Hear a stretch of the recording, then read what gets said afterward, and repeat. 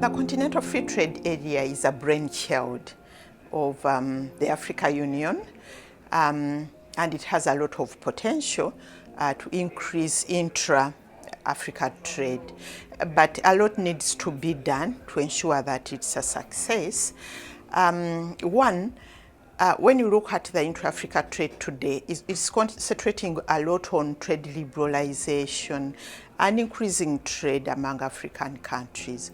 But there are supporting measures which need to be undertaken to ensure that there is increased trade, increased intra-Africa trade. One, there are issues around trade policy. We need to have a coherent trade policies across the entire continent.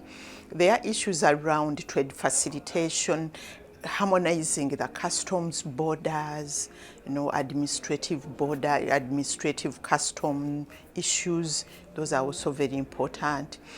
Issues around infrastructure, trade infrastructure, ensuring that there are railways and roads, connecting countries. Issues around trade information, trade finance.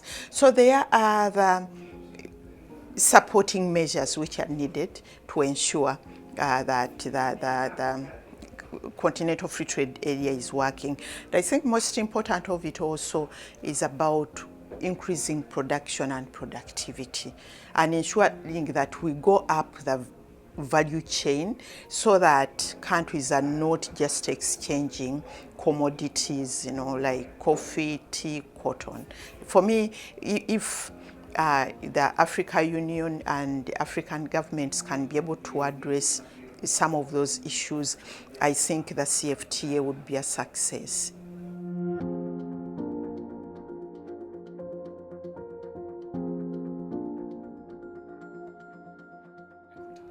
That's a very good question, because I think Africa and Europe go back a long way.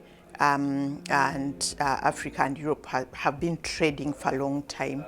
And I think it's really important to transform that trade relationship to be mutually beneficial.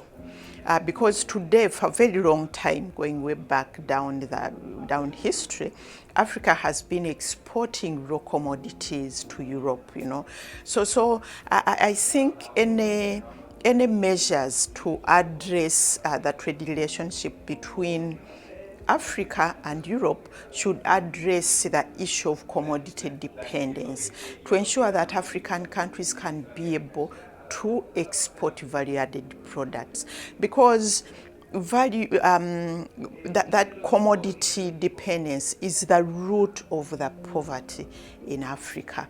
And I think it's also important that there is inclusivity when EU is making policies. For example, like now the regulations on deforestation, and also other regulations. The African voices should be heard in such regulations so that it's not a top-down, so that those are not unilateral actions. And I think it's also important to ensure that EU walks that talk. Because, for example, EU is talking about regional integration, reducing poverty in Africa. But when you look at some of the agreements Europe is forcing on to African countries, they are not good for Africa. For example, the economic partnership agreements, which are balkanizing the continent, because Europe is signing agreements even with individual countries within regional economic groupings. Yet, on the other hand, they are supporting the Continental Free Trade Area.